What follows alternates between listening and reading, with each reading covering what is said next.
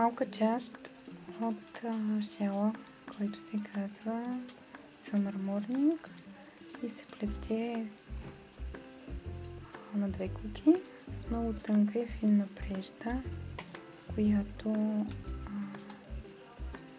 може да бъде скъсана, затова трябва по-внимателно, когато се работи с нея. Нежен, мек, деликатен,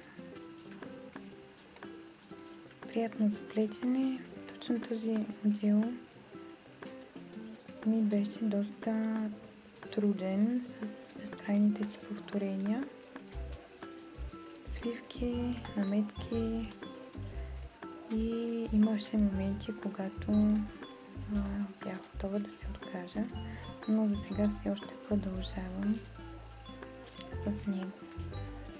В края трябва да се получи на вътрешно тяло, триъгълно, и отвън ще изплета отделно към него един бордюр, който ще зашия с игла и конец от много вълна бял.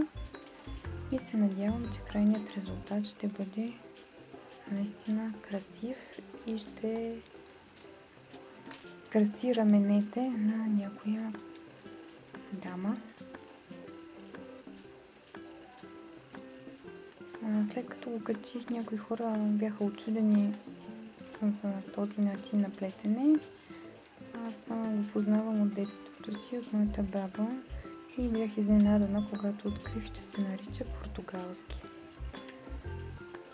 Конецът е около врата, а не както при другите континентални и английски, отпред на пръст.